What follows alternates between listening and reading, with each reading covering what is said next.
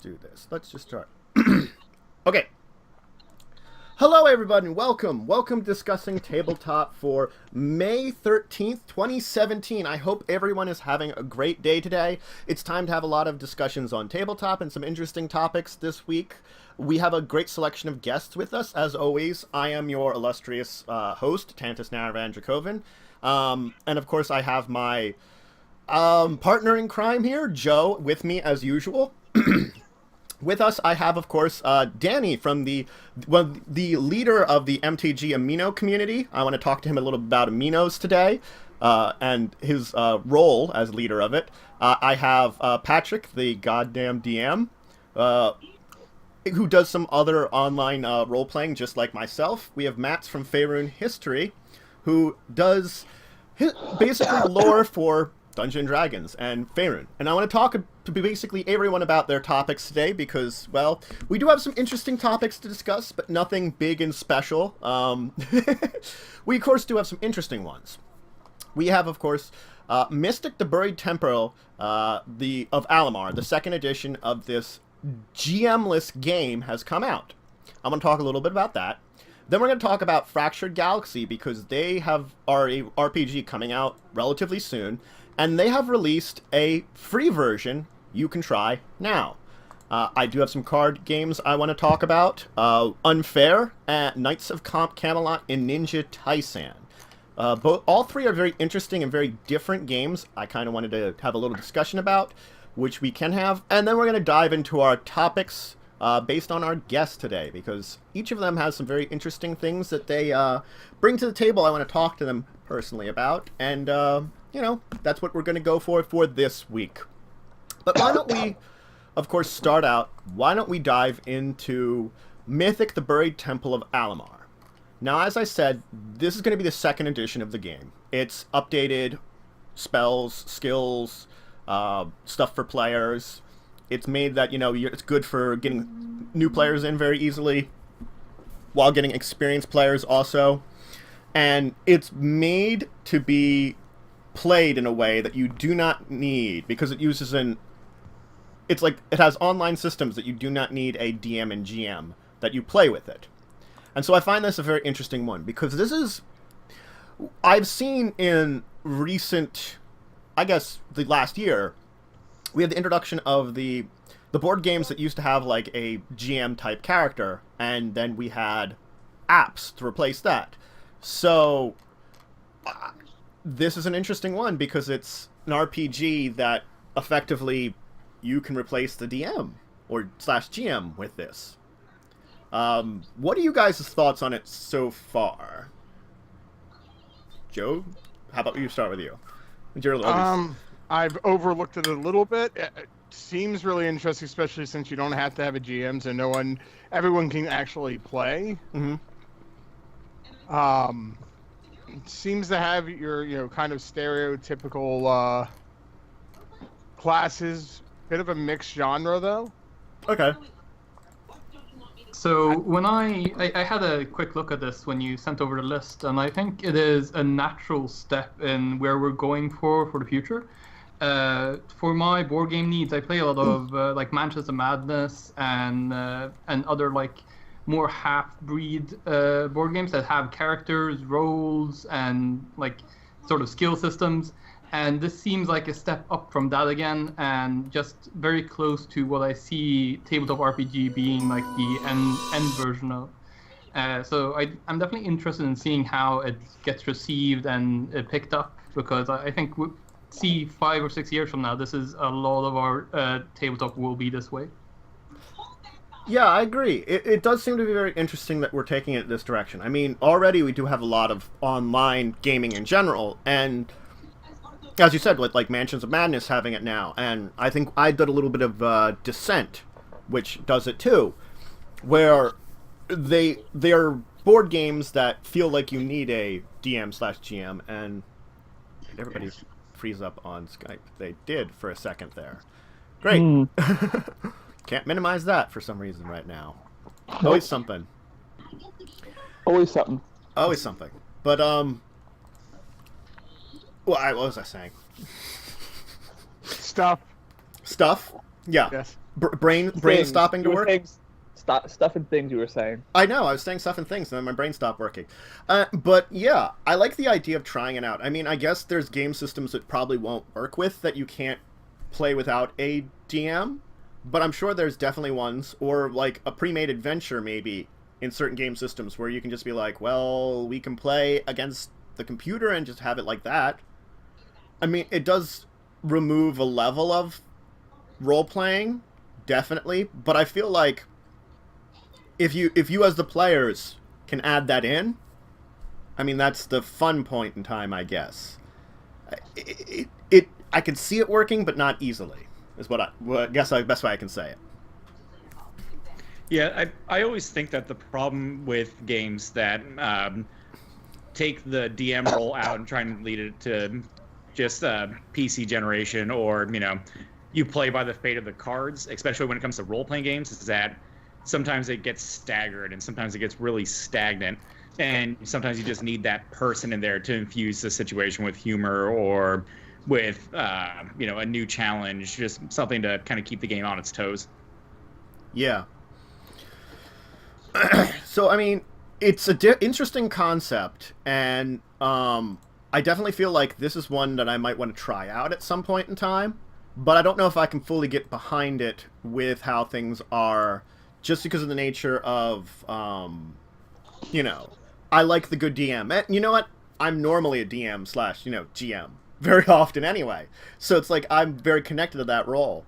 I know definitely, like, there are, like, the board games like Mansions of Madness, where normally you need X amount of players because you're going to need someone to be the leader of it. And with the app, that's good, because then you can be like, oh, we can have less players.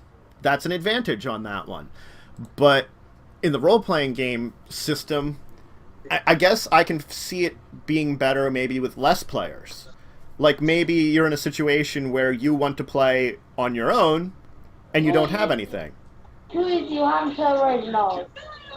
So I think the things that we're seeing right now with the connected apps and the way that's going, it is also a good way to assist the DM. In that I think it takes a lot of the sort of the organization and the way that you have to keep track of everything, and just push it other way. So it frees up the DM to be more of the person who makes the adventure, more role playing, more playing on characters, these type of things.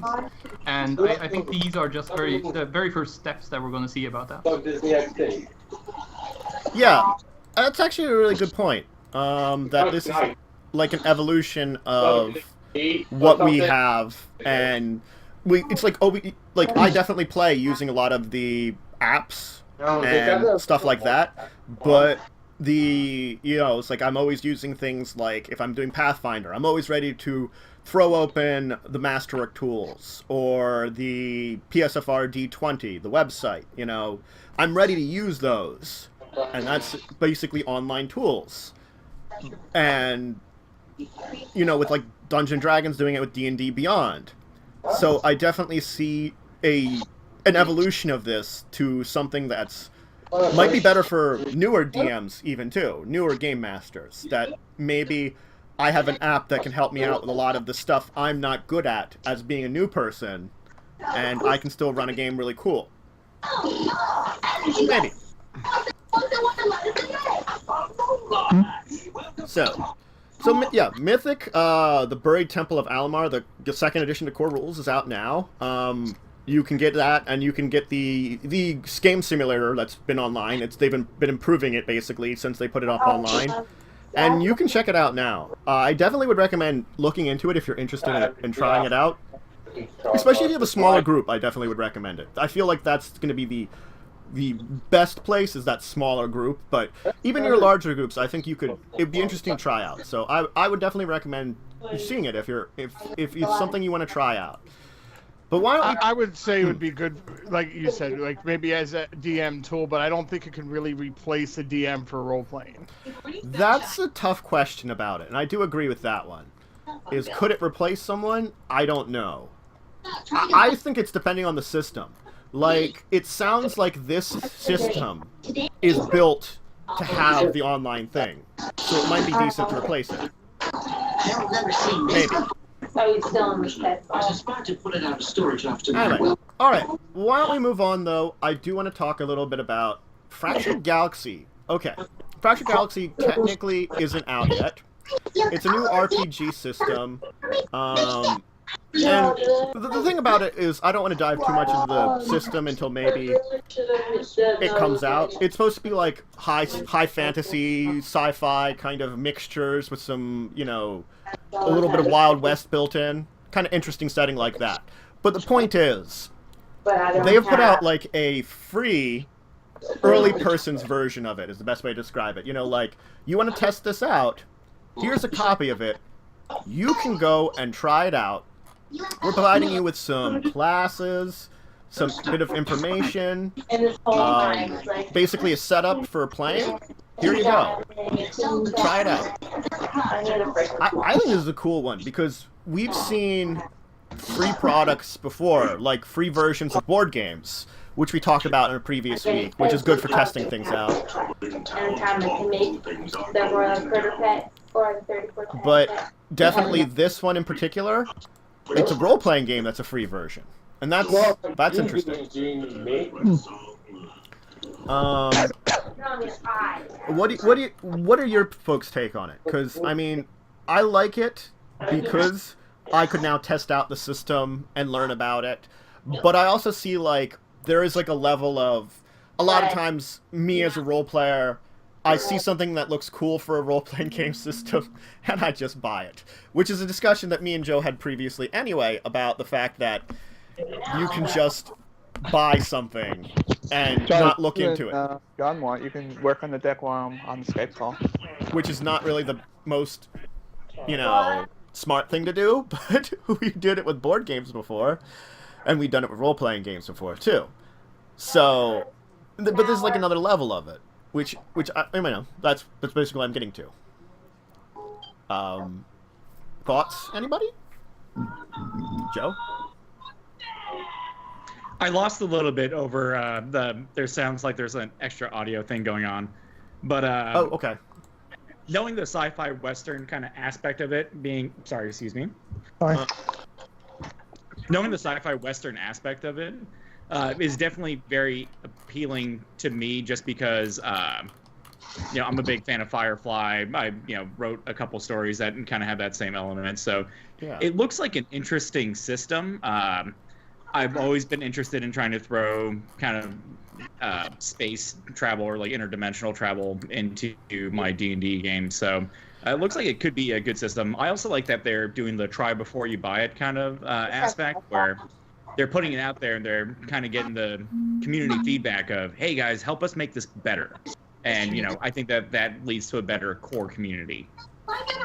That's very true. Yeah. And definitely as I said, like the idea of the free copy definitely helps you test it out and not only leave them some feedback, but try things out, just experiment with it. Oh, yeah? Well, no one asked you for you can never beat a free system, especially when it comes to someone trying to put something new out there. I think that's the way that a lot of these newer companies and these newer models are going to go. Yeah,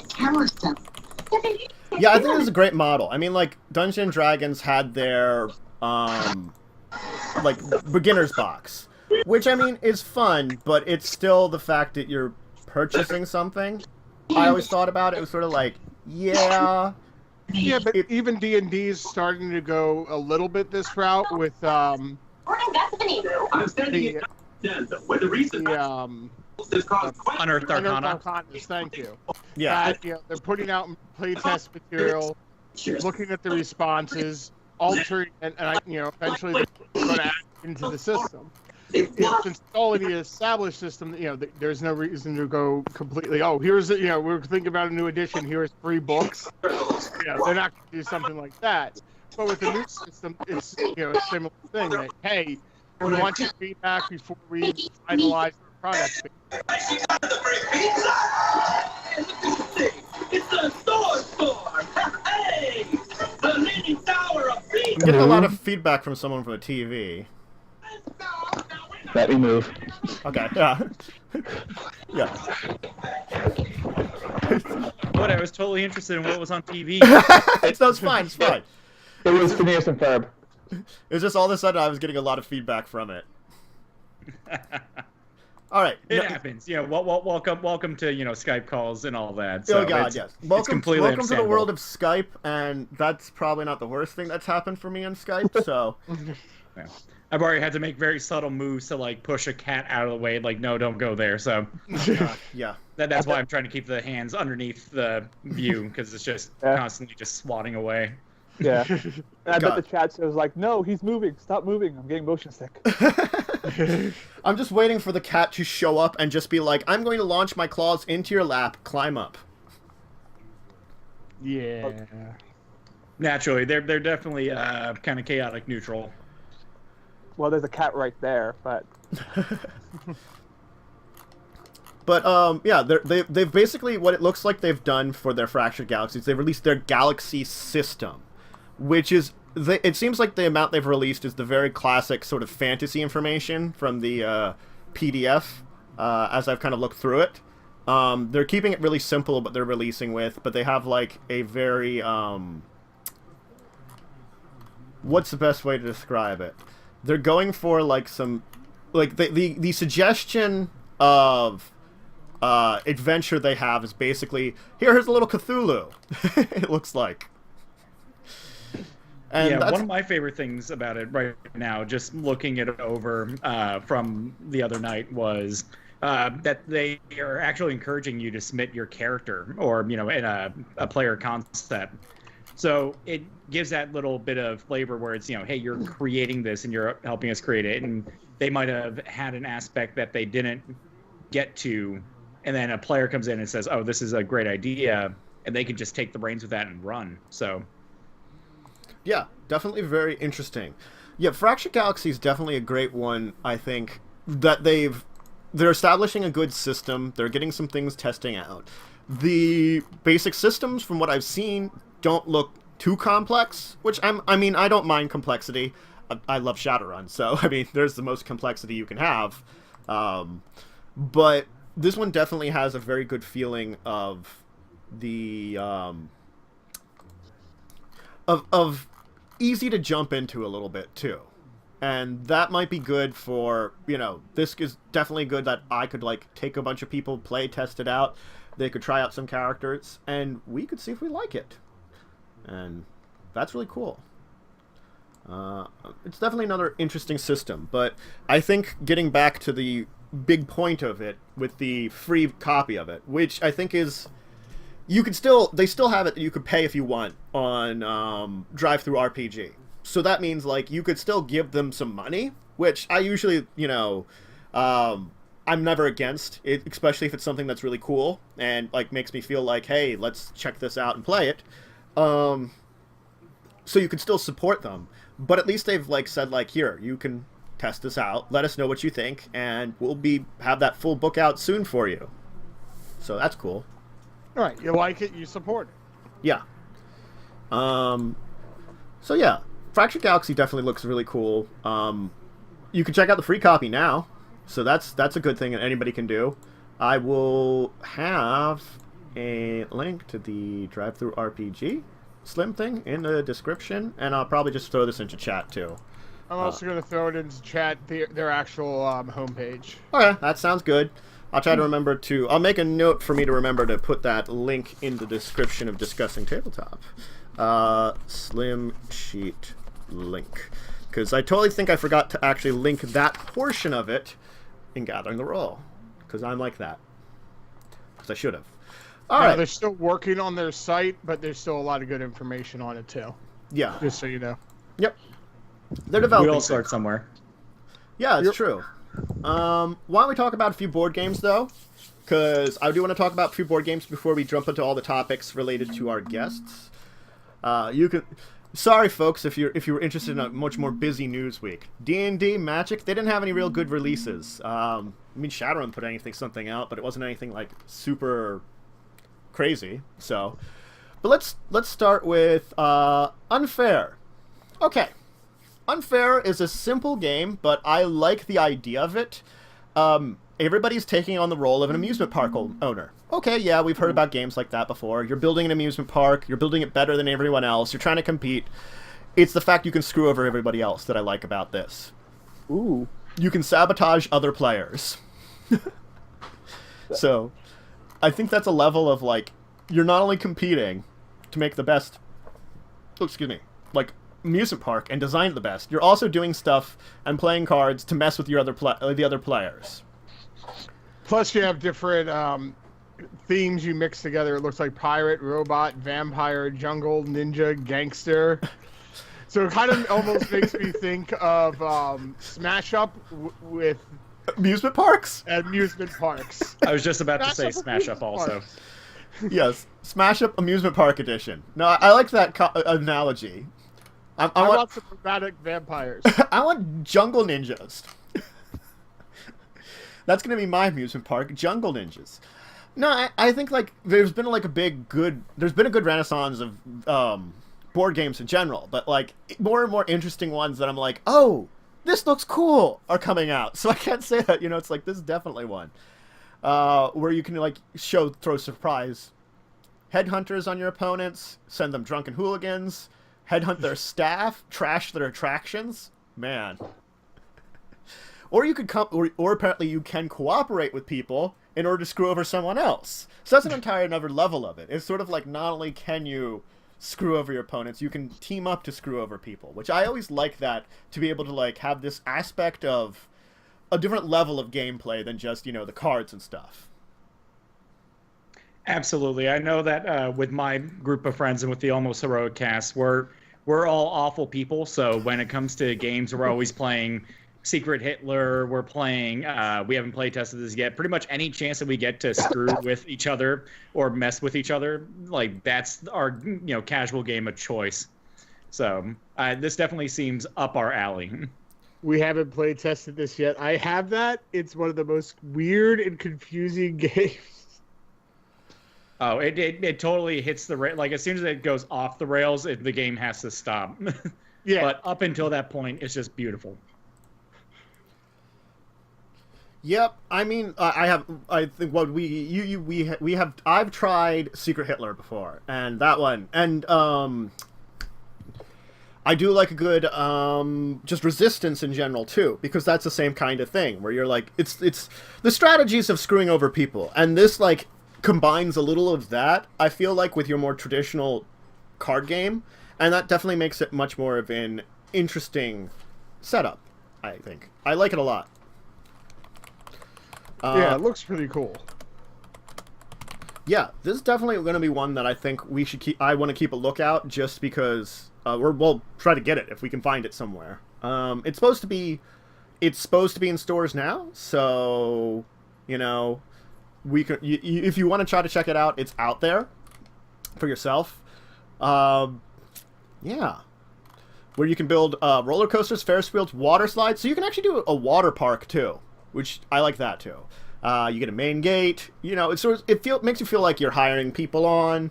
There's all this levels of stuff that make you feel like you're actually doing like building an amusement park, and then you just dick over other people too. So I'm just having flashbacks of elementary school with roller coaster tycoon and Dino Park Tycoon. I love that game.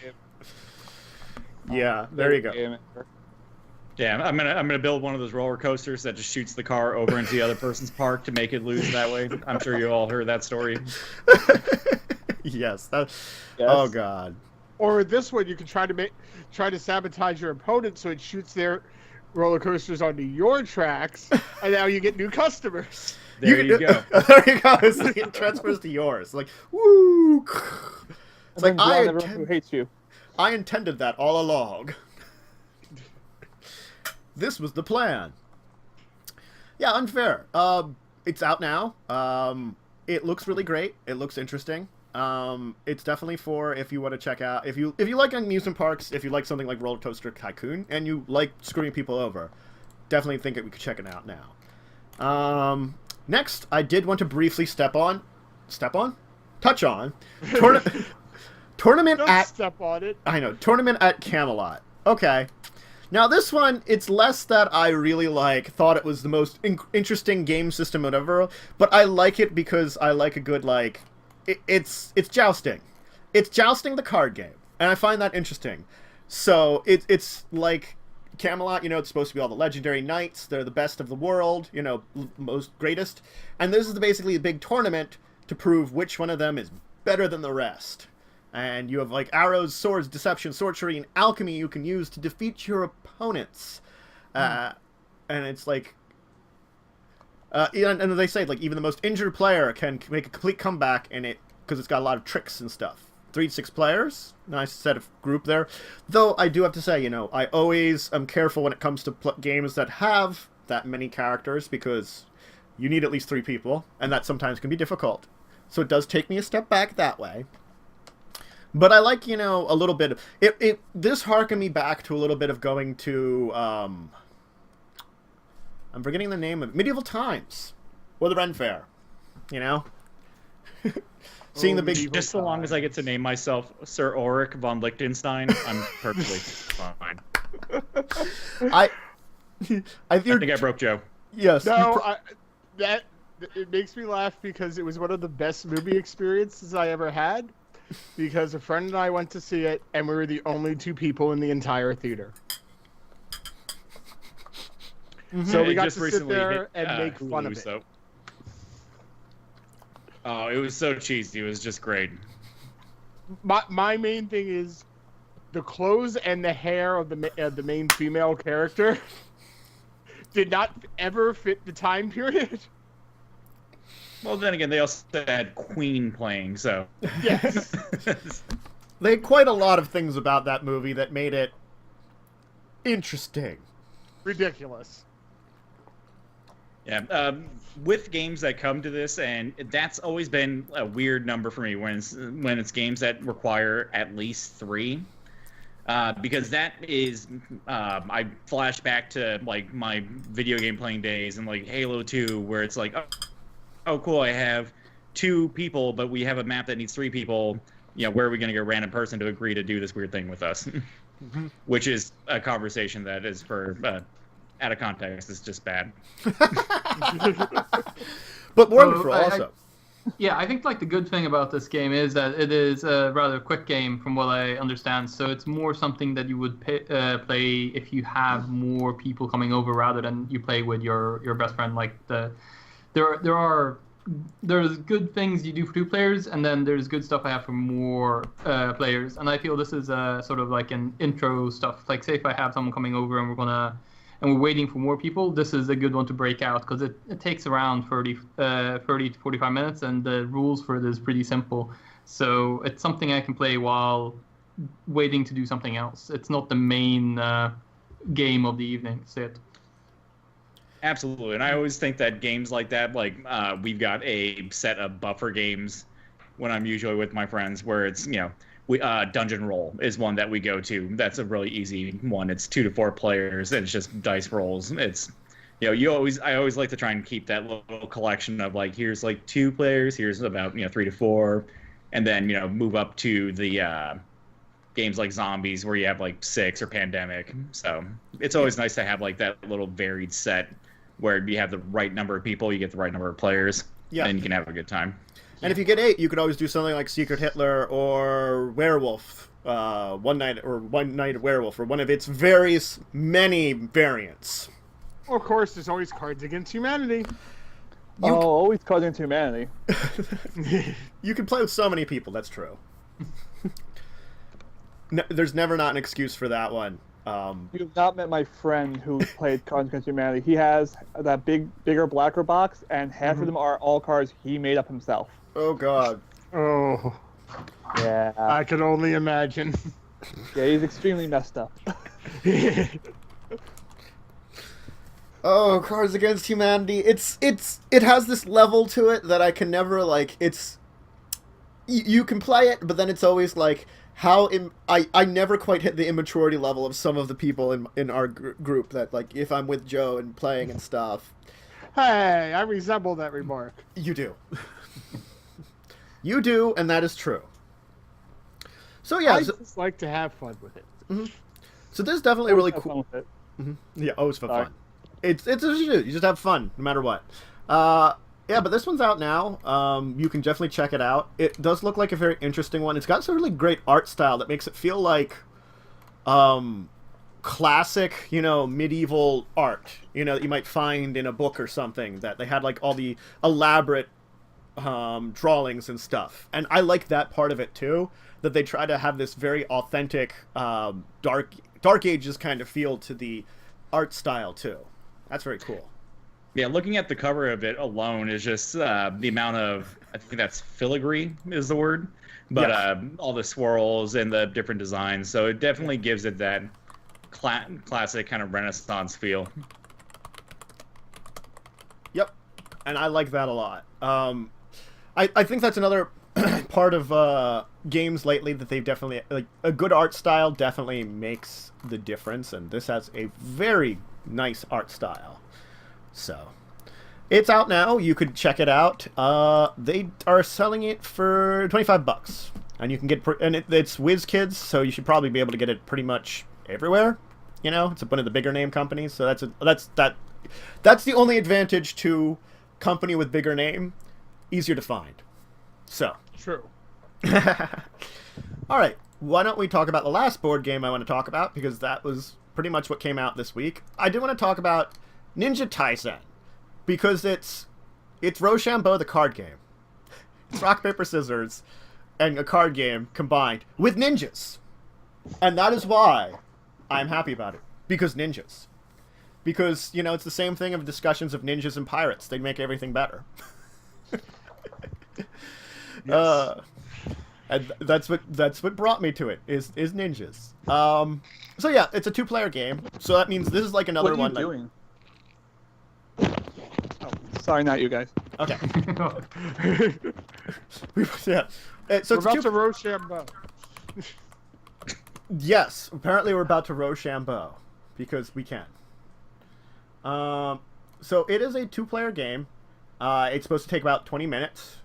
It's basically like, 2 villages are at war, and they each gather the best ninjas to fight the enemy village, and you're trying to see who wins. You get 10 ninjas between strengths 1 to 3, color-coded. So it has like a level of rock, paper, scissors to it. You basically have to like throw ninja against ninja, and they appropriately like stack up and see who wins, kind of thing. So it's more than just, it's not super simple. It does have a little bit of level to it, at least. But on the most basic level, rock, paper, scissors, So. Oh yeah, and I like it. It just looking at the art style, probably appeals to a younger age, but that's perfect because me being a kind of casual game collector and having Cards Against Humanity set somewhere in my apartment, having Dungeon Roll, all these things. Some games I can't play if someone brings their kid around. This definitely looks like something that, if they're the right age range, they can get into. I don't want to be playing Secret Hitler with a 12-year-old and having to explain, like, well, no, see, a fascist is... I mean, that's a conversation for someday, but... Yeah. Yeah, When not... you're old enough, we'll explain Hitler to you. Yes. Mm-hmm. But yes, and so it's got, like, it's ninja cards, dice, battlefields you're fighting on, and that's pretty much it. So it's like you got a battlefield card that's going to affect something. You got some dice which are going to make some effects. You got stacking up. So there is like it's not like the super simple that you always worry about. Which I mean, it's not always a bad thing. Simple is not always bad, but just when someone says rock, paper, scissors logic, you always feel like that seems very simple. And this feels like they've at least added a level of complexity that makes it have. It's more than just it's levels of random chance, strategy and random chance, which is good. You want a little strategy. I'm having flashbacks of my Magic the Gathering days where you just hope that you top deck that one card. Yeah. Yeah, I know that feeling, man. Yeah, I think we've all been there. Yeah, that's the Magic the Gathering feeling. As soon as you're trying to top deck something and you're like, oh geez, am I getting what I want? Oh no, a land. Great. Just That's what what I I need. just what I needed. Another land. Yeah, when Hurrah. your land flooded, and Hurrah. it's just like, oh, well, I could mana burn myself if that still existed. If it did. If it did, no, they got rid of that, which I'm happy about because I'm terrible with abuse of that. It would just get rid of so many infinite mana combos. Yeah. Sorry, I keep looking over at my window. I've got a little bit of lighting coming onto me, and I've got my neighbors just staring at me for some reason. I'm like, sorry. Stare back. That's sorry. I'm sorry. That's just like just random neighbors staring at you. It's like it's They're back for creepy, dominance. but it's Dominance. also like what? I've had that kind of thing too, where you just have like the people you're like look out the window and you're like, why are you looking in my window? Yeah, I don't want to have to get up and be like, excuse me, I'm doing a Skype interview on Twitch. I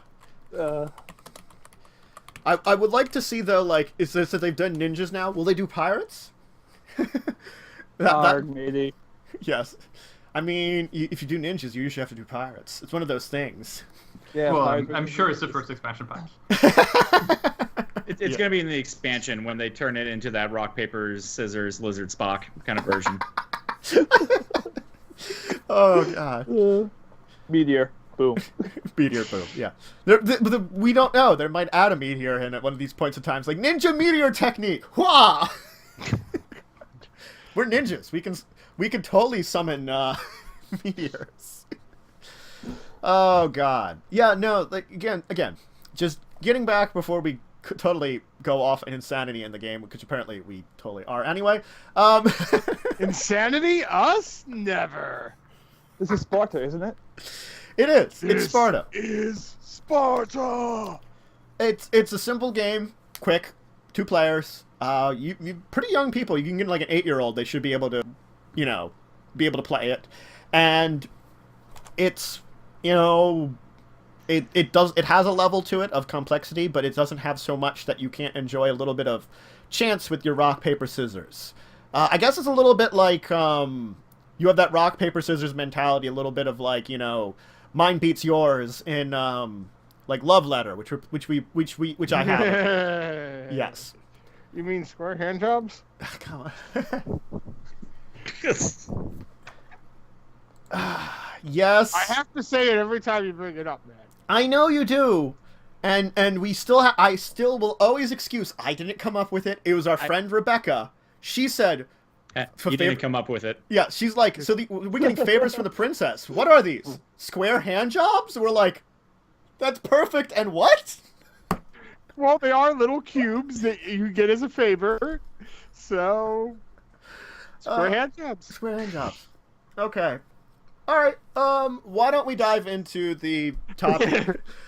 Yeah. Why don't we dive into the topics of our guests? I would like to basically start with Danny because we haven't hit anything super into your wheelhouse now. No. just the random card stuff that you guys have said. Yeah. Hey, you've added into the conversation, and that's good. Yes. But I would like to talk about, like, first off, amino apps in general. It's in, like, why don't you describe amino apps in general and talk a little bit about Magic Amino, and I can, talk about my experience, and we can, work from there? Yeah, sure thing. Well, I'm not the one who makes it. I'm just one of the moderators for my Yes. community. But Yes. it's basically a community-driven thing. People can make their own communities as well for whatever niche topic you really want. There are some really bad aminos. There's some good ones. Don't ever go to Animate Amino. You'll be horrified. Oh dear. I technically a member there, but I just never check it. Yeah, I have people on the Magic Amino who are members there. People that for every one good person, it's like 5 horrible people. Wow. But the Magic one came out early March of last year. I joined in. I'm like, because I saw like some YouTube videos of stuff of people saying, oh yeah, because they got the sponsored promotions for stuff. But I still don't know how they make money, but whatever. So I eventually applied to be like a curator, and then the leader at the time made me like his co-leader. Then he wanted to step down, and I'm the main leader. Yeah. So it's been an interesting evolution of you there, and I was uploading pretty substantially for a while, but you know, if people watch my YouTube channel, you know that my schedule's been shot for uploads, so that's reflected in me. Seen you on that feed. Haven't seen you on that feed. Yeah, I don't show up enough to like pop in and like upload stuff. It shouldn't be a trouble when I'm uploading stuff, but it's always as soon as I upload one thing, I'm thinking about the next thing rather than taking like the extra 10-15 minutes to like set everything up for the Amino. And no, I understand. I want to get say back hi. to that point. Yeah, just say hi every now and then. I really should, yeah. More than just to stop by like I do with the anime. I try to stop by a little more, but yeah.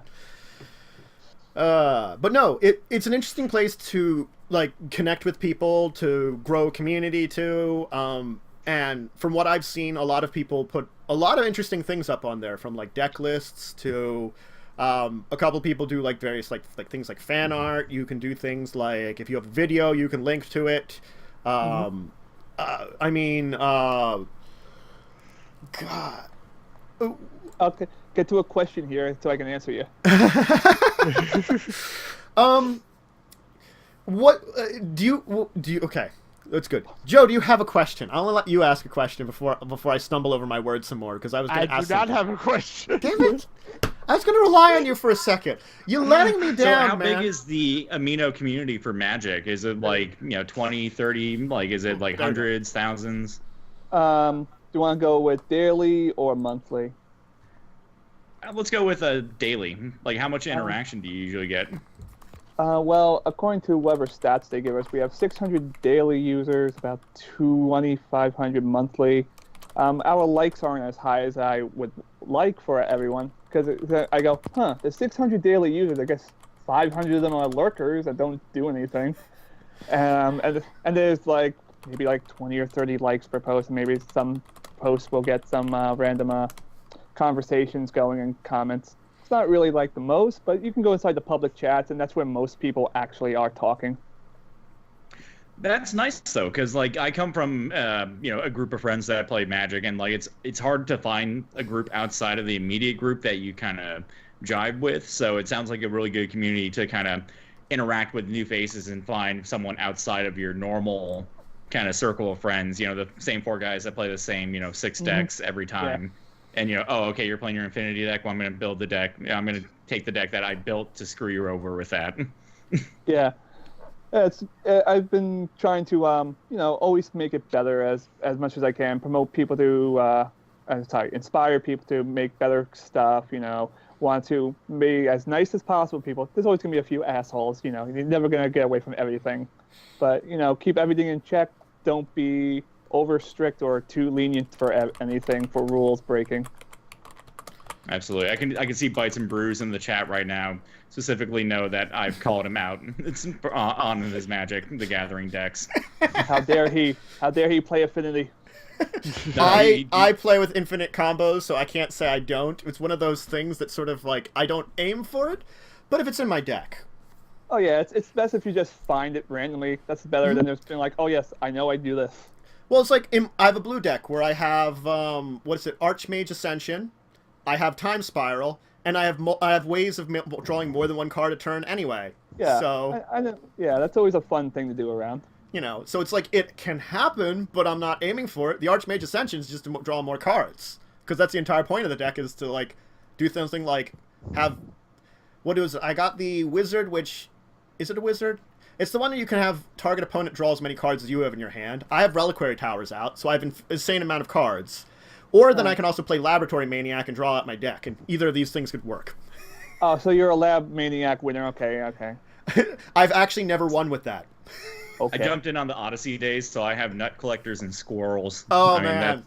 Oh, God, not Squirrel decks. We knew a couple of people that had Squirrel decks. Represented in Magic. We need a Squirrel Lord. We need more squirrels. Yes. I knew a friend in high school that had a Squirrel deck. And every time he'd bring it out, he'd sing Squirrels. All I really want is squirrels. He did Deranged Hermit. That is the best Beastie Boys reference I've heard in a Skype chat so far. Squirrels. Oh, God. Yeah, I mean, it's definitely a good place, and I think it's a good place to go into because it's sort of like when I'm encountering a lot of the YouTube community for Magic, it's a lot of more standard modern day stuff too. And the fact is, you know, my videos, they're all like history videos or, you know, lore videos. And that's what I do because that's sort of what I fell into. But when I'm like looking at deck stuff, I'm a legacy/vintage player, you know? Okay. So that's my and you don't, it's harder sometimes to find that, you know? Yeah, it's even on ours. There aren't like too many people who will post vintage and legacy stuff. It's still mostly modern and very big commander there. See, I don't mind the modern just because it's at least a little closer. and yeah, I know the commander thing is it's blown up. Commander has definitely blown up, and I have a couple of commander decks, and that's about it. Oh, it's fun. You should all play against each other. If you guys like to screw each other over like in those games you were talking about, you can just play politics inside Commander and go, hey, if you don't bother me, I'll kill him. And then you can attack him next turn and go, what'd you do that for? Oh, I'm sorry. I wanted to attack you. Everyone's typing now. There's a magic chat going on in the chat room. Yeah, I know. Chat has become... What are they talking about? Let's see. We've got Ice Age has just been brought up. Oh, and apparently blocking Emrakul with 15 scroll tokens, which I'm guessing you had to give your scroll token. Is Emrakul flying? I thought Emrakul was flying. So you have to give your... Yeah, she flies. So you have to give your scrolls flying. But I guess if you're in a blue-green or something, you get them flying squirrels with levitate. Yeah, are you going to name them all? Build the tower. Are you going to name them all Rocky? Yeah, they're quoting the cardboard crack thing. With the it's a picture of Emrakul and there's a whole bunch of squirrels that says, "Oh my God, these squirrels, they're too powerful." So what? Swarming around them. So what? Like, if someone want to make like the Squirrel Girl deck. Squirrel Girl deck. Squirrels. There you go. Yep. I got that reference. Yep. I want to do that now. I don't. You broke me. Woo! We have a whole bunch of Might of Oaks and Deranged Hermits and Nut Collectors, and isn't there like an enchantment which creates squirrels too? There's an acorn artifact. There's an artifact that shoots like acorns that deal 1 damage and make a squirrel. Oh yeah. Eggcorn Catapult, and I think there's Eggcorn Harvest. So I mean, hey, look, we remember you gotta have Squirrel Nest to enchant your land, man. And Squirrel Nest, and totally, I think this will work. And the fact is, I have the Squirrel token from Unglued. Ooh, nice. Yep. That's probably worth like $3 or $4 because it's a hard token to get. I know. I got all those hard tokens to get. I'm also, other than a Magic the Gathering collection, a token collector. That's why I have Merit Lage. And I've never played Merit Lage, but I really, really want to. I think it's pronounced Merilage or Lage. I will never pronounce it correctly. People complain to me on some of my Vampire the Masquerade lore videos. I don't pronounce anything correctly. They're like, these lore videos are... Or when you're talking about Magic Grand Prix and you keep saying Magic Grand Prix. Oh, I used to do that a long time ago. I used to say Prius Prix. I'm like, what? Look at the Grand Prix. No, it's Prix. I'm like, what? Why is the X like that? He's just clearly against the French language. It's okay. Oui. French. Only du fromage. No, I don't speak cheese. My French teacher always told me never say oui unless you have to go to the bathroom. Oh, I used to make the joke with the Nintendo Wii. Are they saying yes? I want a yes. Oh, Nintendo. You've gotten not better at naming things. Not better. They switched over to a new system. Yeah. At least they didn't get worse. It's actually the Switch is actually pretty fun though. Yes. They switched to the Switch. No, but yeah. So that sounds like it's a cool place that we can discuss things there, and you know. The Minos, if you have a phone, and it's like, I think you can get it on Android and iOS. So, I mean, if you want to join, I mean, I'm technically around there, and you could totally bother me, too. My phone actually yells at me when people bother me there, so I know when people, like, you know, are following me or stuff like that, so... Why don't you turn off most notifications, then? Because because I have it silent, so it doesn't actually make noise. It just shows up, and it's like I like look at my phone, and I'm like, oh, things have been happening while I was away. Yeah, I only have for the follows because that's automatic, and the comments, and always when you get a new chat, it will say, oh, someone wants to chat with you.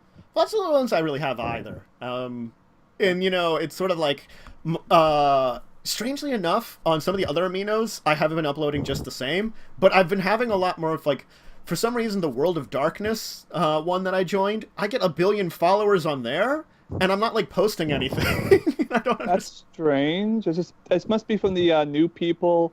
Because when you join, there's like a prompt saying, would you like to follow these random 40 people? Yeah, I know. That's probably why, I'm assuming, because, I had some conversations with the leader there a lot of times. Because that one just, I think, hit, like, promotional levels. Because that was a pretty small one up until recently. Yeah, because I know I get most of the new people because I'm a leader and one of those, I'm always on that list. Yeah. That's understandable.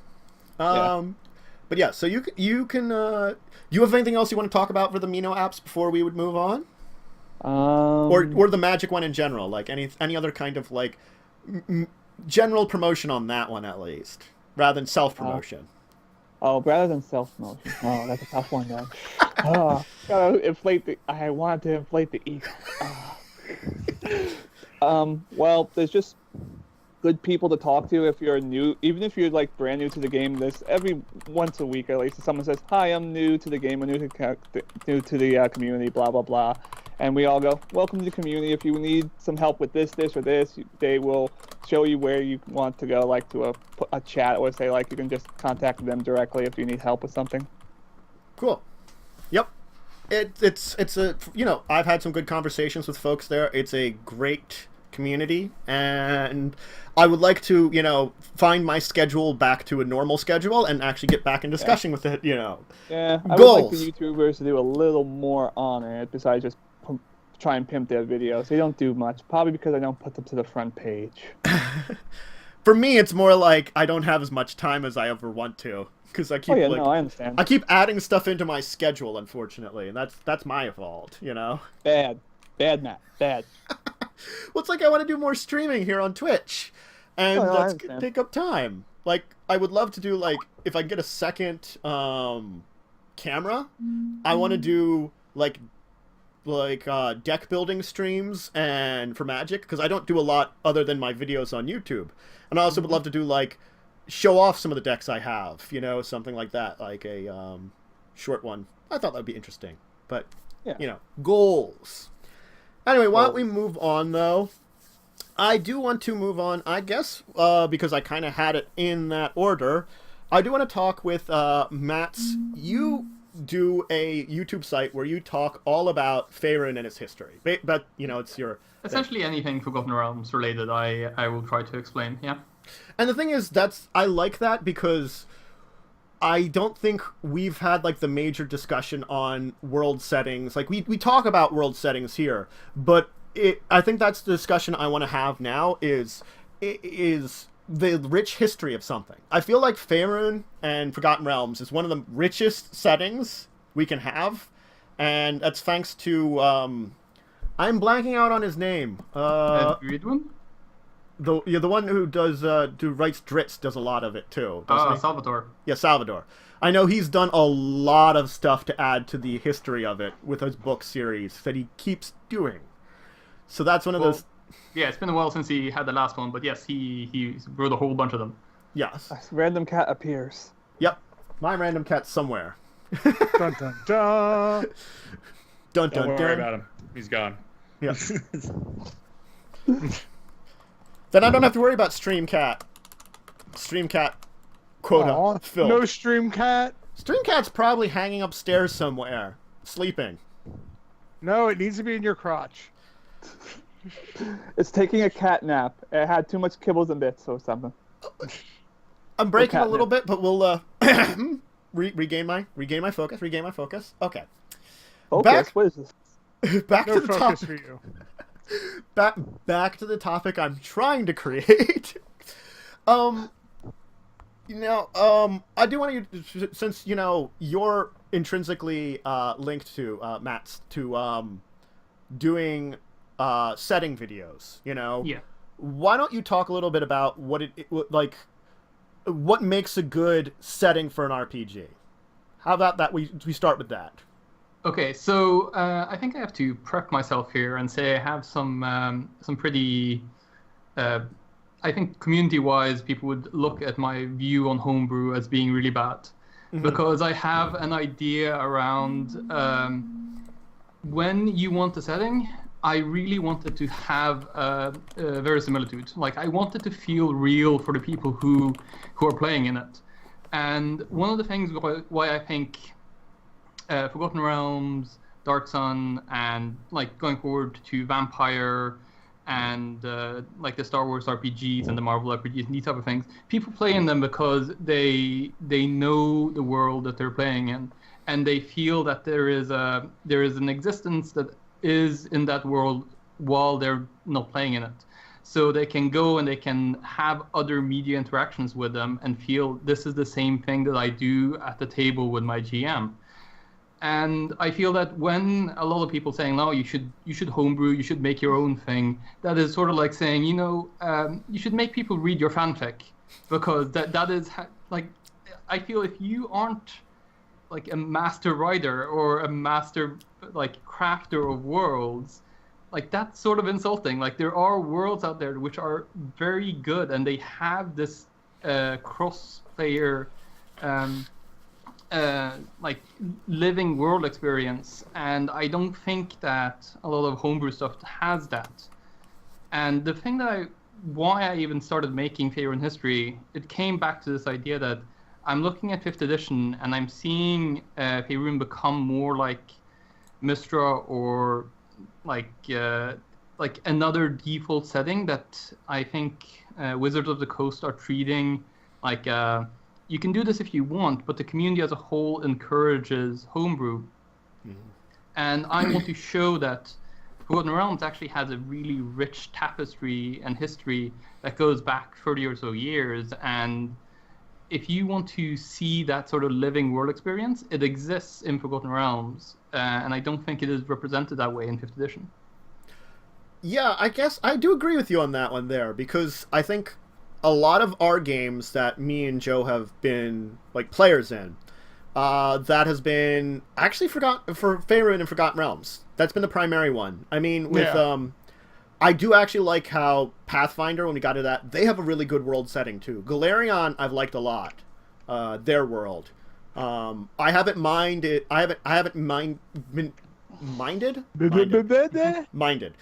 at all using their world settings for when I'm putting something together, because again, it's yes, you can make up something on your own, but a lot of times a lot of these settings are only like a template. Just because I give you a city and some information about that city doesn't mean you can't use it in your own way, you know. Yeah, that's sort of what I'm trying to promote with Faerun History as well, is that these are places that you can sort of fit whatever you want on your own into. Like, you don't go to Waterdeep and just think that this is a preset world. You make your own shops and your own NPCs and things like this, but set it in a place that people already know about and have a sort of feeling about what this city is.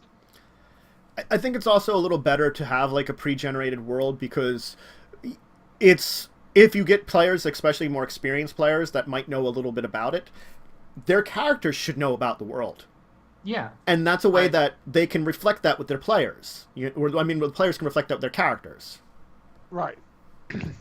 Yeah, exactly. That's I think that I try to make my videos in such a way that I want DMs to show them to their players and say, like, look, even though you don't know that much, here's some background history that you already can get into. And if you feel it's interesting, then go forward, read the wiki, and get into the books and do something else about it. Like, I never saw them as being the end-all, this is all the lore you need for Forgotten Realms. Because they're 6 minutes long. They're not that long to gain the full experience. But what I was more worried about was people coming to 5th edition and being like, oh, there's this world out there, and then the first thing they see is the wiki, and that thing is just so big. And if you are like, okay, I'm gonna set this in like this town, and then you find the town that's like, oh Jesus, there's 50 pages I need to read to feel this is this is real, I'll just go make my own. It's faster. And I think that leads down the path of the players you come into this and they feel like, oh, this isn't, I don't feel as attracted to this as I could be. But I think there is, like, in the community now, like, take likes of Matt Mercer, Nerdarchy, and Critical Role and all these, they are promoting this idea around, like, you should make your own world, do the homebrew, like, have the DM be the creative driver for this, and involve your players in making a new world for yourself. And I think that might be a bad idea.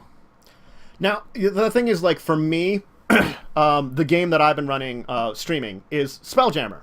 I've been updating it from 3.1, and the thing about Spelljammer, unfortunately, is they have a base setting, which I can explain very well, but it is also, like, somewhere in between the two of those, because... Yeah, no, I love Spelljammer. It is such a fantastic setting. Like, when we were talking about the game earlier, I slipped my mind, the space version. Fractured Galaxies? Exactly, and I was thinking, like, it's a shame that we now have a new system, and you couldn't... If that was just pure D&D and you put that into Spelljammer and you said, this is the thing, it'd be like that would be so much more approachable by people, because they already have the rule set that they know through 5th edition, and then you also have just expanded setting, and the setting there is really cool, but I hate having, like, I like that there exist systems, but man, I don't want to play anything else but 5th edition. Like, I don't want to get in there and learn new rules and then teach other people those rules, and then we just play it for this one specific thing. Yeah. Like, having a universal thing that everyone knows, and you go, yep, this is how it works, everyone's on board, let's go. Yeah. So it's definitely, like, there's definitely times and places for everything kind of thing, too. Like, if like, definitely for, like, Spelljammer, as we're talking about here a little bit, that one, you could set it in, like, one of the really established spheres, and that's fine. But because it's space, and space is very empty, it's very easy just to have adventures in between places, and that's where most of it happens. So, like, my entire plan is, like, you're going to visit a couple of planets, but I don't have to design the entire planet. I just have to design one spot in that planet. I don't need a world history of it, because you're only visiting it briefly. It's not the world you're coming from. It's the world you're stopping by, and you're only going to learn as much. And I think that's an easier point than like, if I'm starting a homebrew planet or world or something where I'm setting my players and they're going to go explore and go check out things, and I might have to make notes about the town in case they discover things there, and know a couple of things that... Like the church used to have a basement. That was just poor writing on my end. I'm just picking on you. I know, but it was still really poor writing, and I ran out of ideas at that point in time. I had okay. His quote there is, I had a what was it? A NPC dialogue sheet where you could roll. Yeah. You go check out and talk to people, and I rolled and found out what it was, and I did that really poorly. That literally, I guess, kept rolling on it, and I rolled the same number like 5 times, and it was the church used to have a basement. Or, after we defeated the Beastmen camp, there's a Beastmen camp to the north. No, there isn't. We defeated it. We wiped them off the planet. There's a Beastman. No, there's not. No, I think I did say that. I had someone say that, and you said that, and I was like, I think I said, like, oh, okay, good to know. Thank you. I think that was after the 3rd time someone said that, and I finally was like, no, there's not. We defeated them. They've been wiped out. Look, it's poor writing and laziness on my end back when I was a young GM. This is like over a decade ago, okay? I can blame young age on it. But why don't we get back to the topic at hand? And, yeah, I think that's actually, I guess, one of the reasons why I did like Critical Role, but I could never quite dive into it as much. I've actually enjoyed Dice Camera Action by Chris Perkins. Now, granted, he runs out of the books that he writes, but those books are set in the worlds, and I almost feel like that's encouraging you to do something like with Curse of Strahd. Hey, we have Ravenloft. That's an established world. Hey, what is it? Against the Storm King's Thunder. I'm not getting it right. Yeah, Storm King's Thunder. Yes. I think that's back in Faerun. Yes. It's in the north. So that makes me feel like it's encouraging also to try out the worlds too, and I like that end of it. And yeah, so it's sort of like D&D as a whole does definitely sort of push towards their homebrew a lot, but I like how they do have some support for it still, and I really want to see more support for those worlds. Unfortunately, that I don't know how much we're going to get nowadays. Yeah, that's sort of up to the community, I think. Mm-hmm. Like the only problem I have with people running, say, Curse of Strahd or Storm King's Thunder, especially for if I want to encourage my group, is that I too run those adventures. So it's like don't spoilers. Yeah, that's why like I've been playing through Curse of Strahd, and I had to like tell Joe here who found it and like wanted to see the episodes, and I'm like, you can see up till this point, then there's no spoilers. I asked you, yes, where should I stop so I don't. You got ahead of the job. You know, you're like, I saw the first couple of them, and I'm like, okay, this is where you should stop. Yes, because I don't want to spoil it for myself, but it's interesting seeing how they made, what choices other people made compared to us. And how the stories varies. I guess that's the only thing I have to say. It's a different kind of pre-made adventure than one I've run before, the Curse of Strahd one, because it's much more open-ended and much more up to interpretation, which I've enjoyed a lot more in running it. But that's, I guess, something to reflect the current level of writing in D&D in 5th edition. They've evolved to an interesting spot. I definitely think so. I haven't come very far into Storm King's Thunder yet. I just have them on the intro adventure. But I definitely have. I've looked through it, and it seems like there's a lot of built-in path selection, which I think a lot of players will really enjoy the fact that there is some critical choice paths that you take, and each one of them has fully flavored encounters and dialogues and like pictures and stuff that you can show them. And that just usually didn't happen at all. Like if you go and look at Yawning Portal, which is just remakes of old dungeons, they are pretty much step by step. Yeah. Here's a dungeon, here's a description, go for it. And that's the classic way a lot of times for adventures. It's sort of like very linear path, not many choices. At most it might be like, oh, you're in a dungeon area. Well, you could choose the direction in the dungeon area. You might end up at the boss earlier than, later. You never know. But that doesn't feel like a huge choice that might affect the story, while like I like these branching paths where I can go here, I can go there, it's giving much bigger decision.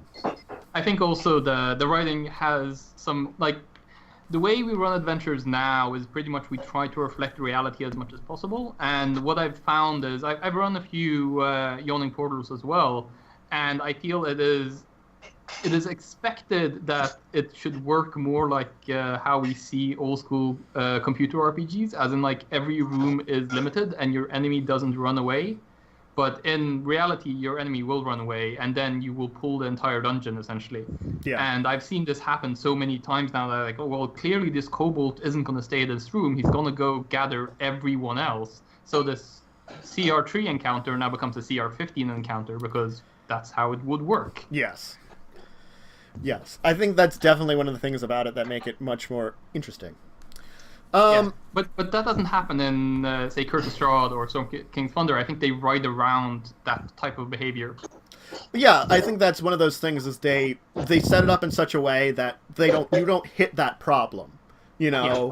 And although we kind of will it away with our one teammate who decided to let himself get bitten by Strahd. Oh yeah, well that was just something that I was planning on thinking about doing, and then Chris Perkins confirmed on his Twitter account that totally exists, because he'd just become a werewolf and then he got drained by Strahd, and on Twitter Chris Perkins says werewolf vampires exist, so I'm totally having him come back at some point as a villain as a werewolf vampire, one of their former teammates, the character that died. Because I'm a jerk. That for me, one of the characters came in. They couldn't stay for very long, so they died off. And yeah, they totally came back as an evil NPC toward the end. I don't know. This guy just didn't want to play the character he was anymore, and basically taunted Strahd and then jumped into his arms. Not quite literally. He still did try to fight Strahd. At least it's just more like he. I said pretty much. I didn't say literally. Whatever. I'm not complaining. You know, different kind of person. Not as attached to the character for whatever reason. Whatever. Anyway, so yeah, getting back to the original topic, since we have sort of gotten back on a little Original sidetracked. topic. So yeah, so definitely, if you check out campaign settings, that's a good way of saying it. I mean, homebrew is always fine, and if you feel like you want to take the time to build your own world, I can't deny you on that, but there are worlds that have rich history, and the fact is, you can get into them fairly easy, as like with Matt's is doing, he's giving you videos that help out with it. There are other places that you can start which can help to introduce you to these worlds, probably mostly from older editions and stuff too, but you can find them still. Probably cheap if they're older edition books that you might want to use and stuff. Drive-through RPG also has a whole bunch of them. So see, there you go. And you know, it's modern day. We don't always have all the time. Hey, guess what? This helps you get a lot of your time if you're the DM. You know, that's the thing, is less world building for you can help. It can. Trust me, as someone that has done his fair share of world building in the past. It can be, yeah. All right, why don't we move on, though, to the last topic, the last main topic for the day. I did want to talk a little bit about basically running and having an RPG online, and I wanted Patrick, our good friend, the goddamn DM here, to sort of lead us on this one right now, because both him and me technically do games online. And I wanted to talk a little bit about that because, I mean, we've mentioned it at the end of this show here promoting it, but I think talking a little bit about what it entails and the different kind of beast it is from your normal game. Because I really feel like it is different when you are streaming it or recording it for YouTube. So, take it away. Absolutely. I know that when it comes to the D&D channel that we have, Almost Heroic, which is on Bites and Brews, you might see in the chat room right now, we do it in the sense of we're pre-recording for 1 hour episodes because, you know, as much as we would love to stream it, I don't think I could make a consistent schedule of, yep, for 6 hours every week I'm going to be doing this campaign. You know, unfortunately, we all just work two varied schedules, so it's nice to have that time for the group to kind of come in and be able to sit down and go, cool, we got 6 hours, we can make, you know, 4 episodes in the can, let's do this. When it comes to things like that, one of the main things that varies for us is, and I'm unfortunately, I feel like I'm going to offend Matt here, is that we homebrew the world. It's so, you know, as much as I would love to use, you know, the Faerun or, you know, anything from Sword Coast or, you know, just any of the natural D&D worlds, we kind of have to make it our own world so that way we can keep pace with what's going on at the pace that the channel's going.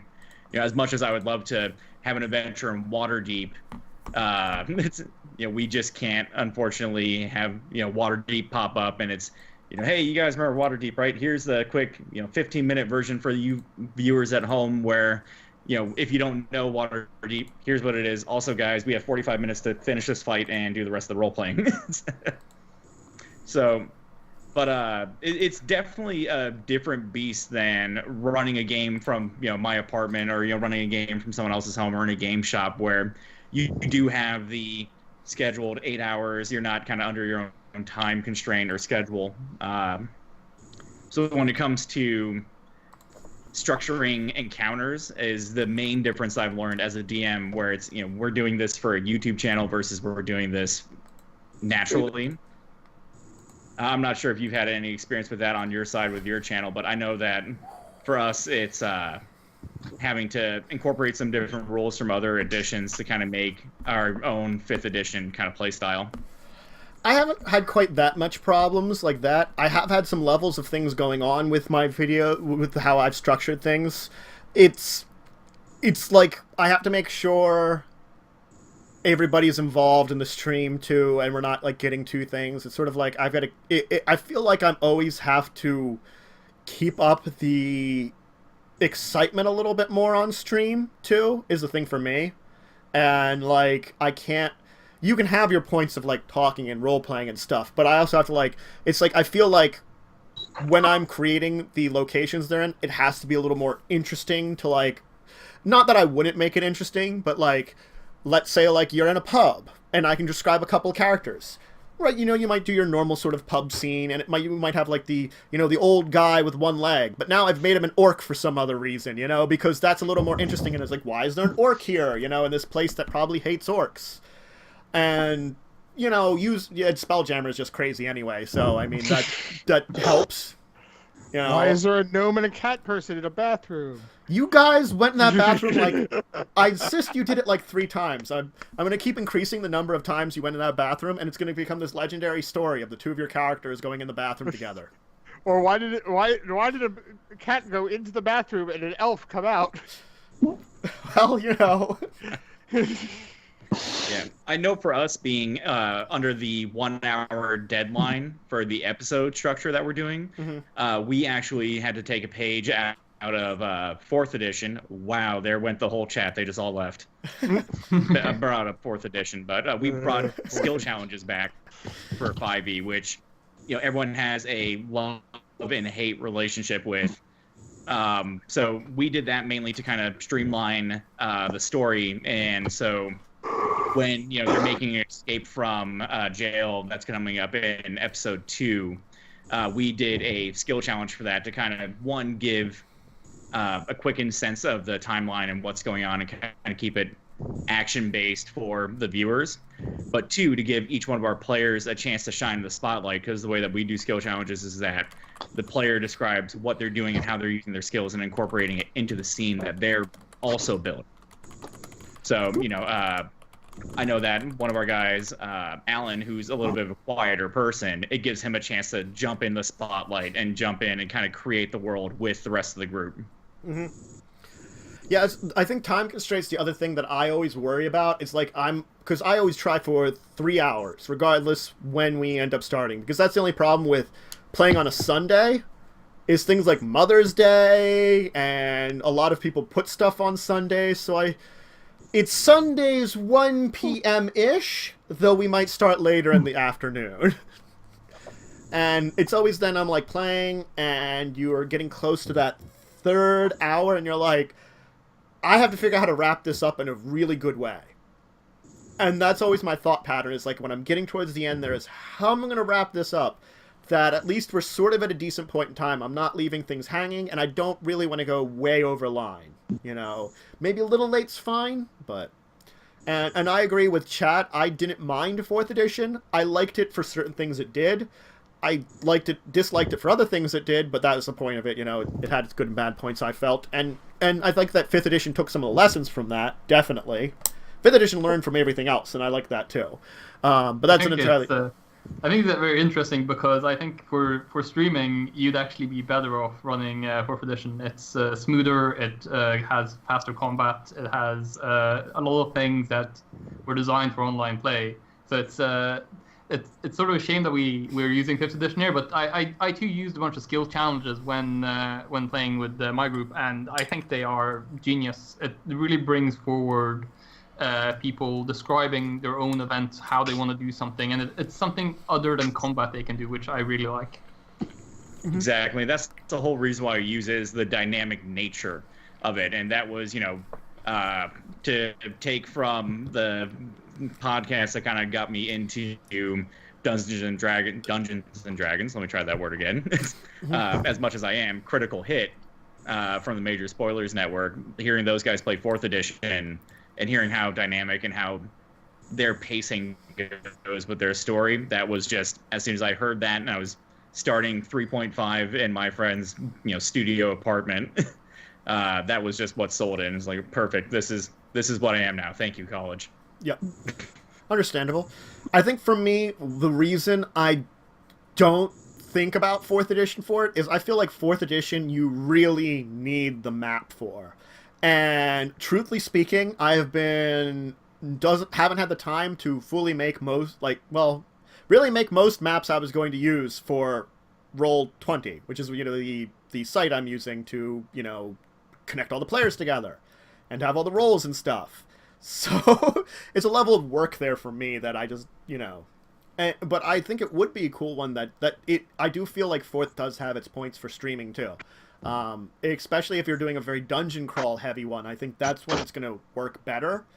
But I mean, I feel like something more like intrigue or other stories that might be role-playing heavy, you can do either then, definitely. I mean, both system would allow perfectly for, like, 4th edition, if it's written well, I feel like you can do intrigue. It just has to be written well.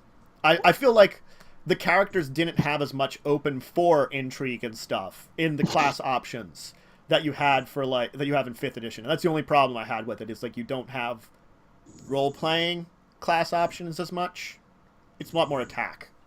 I feel from the evolution of 3 and 3.5, we had a very systems-heavy thing, and the ask from the community was that we focus more on role-playing and characters and development of the individual as a whole. And I think 4th edition doubled down and went more towards board game oriented to like streamline everything, make it sure that anyone who joins in, they have the same type of progression, and it's easier, that which pulled away from what the community actually asked for, which was more customization. Yeah. Yeah, that's the whole reason why. Oh, go ahead. No, go ahead. That's fine.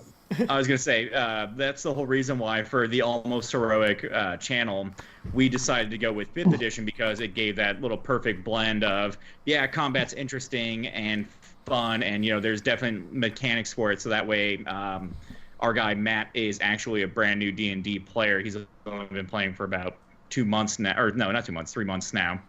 But, if someone like him can compete and, like, play and be able to be in the same group as someone like our guy Robert, who's done it for 5 years. I've done it for almost 10 years now. So it was a nice kind of branching point, or a nice little meeting point where the system is good enough where it's keeping interests of the veteran players, but it's easy enough where these newer guys can come in and go, oh, okay, so I have 3 action, I have 3 things I can do: action, move, bonus. That's easy to understand and interpret. You just blew my mind. I started thinking about when I started D&D, and it's been 25 years. Jesus, I'm old. We're all old here. It's probably like 25 for me too, actually. Yeah, probably 25 for me too, because I was really young when my brother brought home some 2nd edition and some 1st edition stuff. Yeah, I started at the age of 10 with 2nd edition. So, Patrick, when you stream, what type of system do you use? Do you roll 20 as well? We actually, thanks to our friends, we have some good friends that own a pool hall and hookah lounge where we live. They actually let us take their space during their off hours, and we get set up with the camera rigs and the backing, and we actually all sit down at a table and play it live. Okay. So we pre-record everything. If you go to the channel, you'll see that it's edited. We've taken out a little bit of the what does this power do again, and how do I do this, and can I move there? And we kind of made it more accessible, so that way, from a viewer standpoint, if you don't know D&D, you're not watching 4 guys go, okay, so wait, no, a bonus action means that I can do this, but not.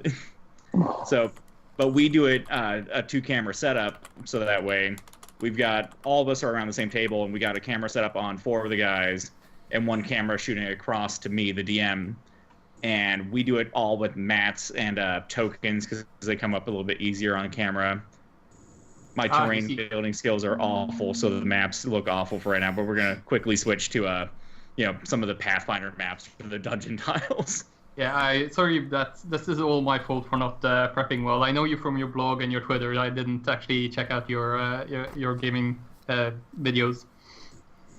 Oh, that's okay. This chat won't go on for long, so you got plenty of time today. We're close to being done. Checking out yours, and I have to ask: do you do the voiceover for your own channel? Because listening to you talk like this is completely different than your narration voice. No, that's not me. Okay. I do the quick 30-second intro, and I also do the outro. But I have a guy, Michael, who does. He's more or less not a professional voice actor, but he's like, oh yeah, I can do tons of voices, and I'm like, cool, that saves me 6 hours of work, so please do. Absolutely. Yeah, it was just it was a dynamic change because I watched the videos and I follow you on Twitter also, and it's like, oh, okay, now I know what I'm expecting. I was expecting to come.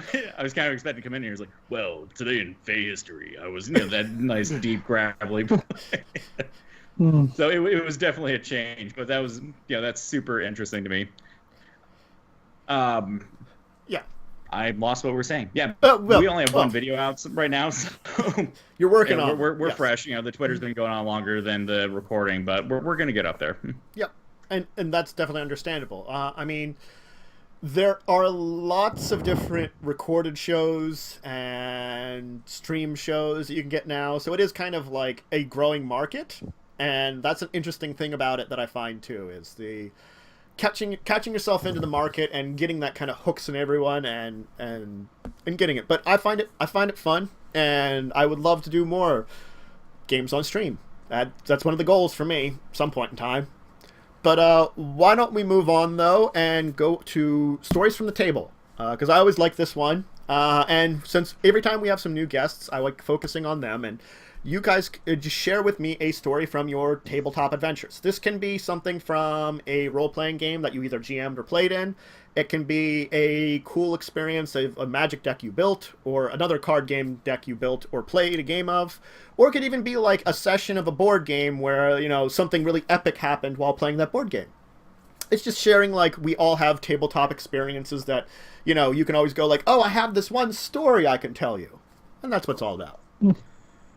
Why don't I start sort of the reverse of where I went through with everybody's guest topics? So start with you, Patrick. So I feel like if I have to do a story from tabletop gaming, I have to do the story of my first bard, Dexter, Gnome Bard 3.5. He's essentially cemented himself into our D&D universe as a gaming group. We have 3 DMs, and each time we do it, he is now a part of it as an NPC because of the epic level botch that he made in my very first gaming campaign in college.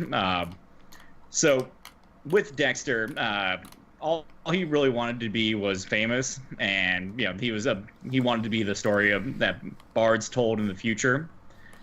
And my DM at the time was running the game very loose, very just kind of free-spirited, and he gave us a deck of many things. Oh, God. And from that, already I see dread on everyone's face, like, oh, no. Yeah, so I'm level 2, and from the deck of many things, I got a Sword of Cause, which, as you guys know, is the nice possessed sword from Vecna's second lieutenant, I want to say, or second hand. Mm-hmm. Something like that. But so it's a cursed sword, and I also had received a perfect wish. And so I wanted to be rid of the sword so badly, and I play Magic the Gathering, which Danny can probably relate to me on. Yeah. Correct me if I'm wrong, but the rules in Legend or in Dungeons and I'm already shot. It's Dungeons and Magic. The rules Try in again. Try again. If 2 legendaries hit the field, they just both go away. Correct? When was the last time you played? Oh gosh, 2012. Like 2 legendaries of the same name is what we were going for. I think they changed the legendary rule since then. The rule is now if you have 2 of the same legendary, you keep one and the other one gets sacrificed. The other person is also allowed to have the same name legendary. Gotcha. Yeah, I had mistaken that or remembered that differently because I remembered the if you have 2 of the same legendary, they go away. They cancel each other out. Yeah, you stopped during Innistrad. That probably around that time. I think they had probably updated the rule by then. 2007. I started around Innistrad, I've only been playing for like 5 years. But yeah, they did. That was the old rule. They did have that was the original one. My little player brilliance. Yeah, go ahead. Sorry, it's okay. Yeah. So my little player brilliance, I was like, oh, well, if I have a Sword of Cause and I wish for a second Sword of Cause, they'll go away. Nope, you get double cursed. Yeah. And my DM was explaining to me something, but I didn't, listen to him because I was right. I was so sure I was right. I've been playing this game for 2 weeks. 2 weeks. Yep. So I know everything. Exactly. Like, nope. I know this is the same guys. Wizards of the Coast. I got this. Yeah, you got this, bro. So I wish for a second Sword of Cause, and the thing that he'd been so delicately trying to explain to me that I didn't listen to was, if you do that, I will destroy the universe. We will end the game. Everything's done. We'll blow it all up. It's done. So, from the outside perspective, he gets through warning me that, hey, we're going to destroy the universe if you do this. And I proudly kind of puff up my chest and go, I wish for a second Sword of Cause. And he just takes every dice that he owns. He has this, dice pouch. Oh. And he just dumped it on the table. He's like, all right, just multiply that by, 1,000. And you're just all dead. So Dexter, having destroyed that universe in our own little homebrew world, has broken the universe in a sense that he's now appearing in every campaign as a cameo at some point. Sounds great. Oh god. So ironically enough, the thing that I always love about it is that since he wanted to become famous, he's now in every story. So that's the little yes, nailed it. Nailed it. Oh, that's great. Mats, what do you got for a story? So I was thinking a bit about this, and I think I would tell about a time when I made one of my players desperately want to kill a small child. So we were playing Curse of Strahd, and as you played it yourself, we are entering towards the windmill before they hit the major landmark, and I explained, it's a very creaky thing. It's you hear some wolves from far away, and they were like, oh well, we better seek shelter in this windmill before night comes upon us. And I'm like, oh, fine. You enter sneakily, and then you encounter. They've met the hag before, and they were like, oh, hey, combat-wise, they work really hard. They take down the hag. They see the two sisters that are also there, and they take out one of the sisters, and the other one disappears. And one of the players here is from Rochambeau, which is the far eastern part, and they're very into witches and wizardry and stuff like that, and they have all these legends. And I whispered to him through the tool that, that when you slay a witch, they act like a lich, and indeed they can transfer their soul into someone else. And of course upstairs they find two children in a cage, and the rest of the party, of course, that I don't tell them any of this, but the barbarian now with his magical witch lore, which he has portrayed this character as the stupidest character ever. He practically cannot open doors in anything, but then proclaims that, oh no, these children are definitely evil. There's something wrong with one of them, and we need to take them down. Of course, the paladin and practically everyone else in the party had really big issues with this, and we're trying to save the kids. And yeah, it ended up breaking the party, and now we have this one character who desperately wants to go back to kill the 8-year-old that they found in the windmill. Oh wow, that's wonderful. That's great. Yep. My group, they ended up getting one of the kids killed, so that was just them.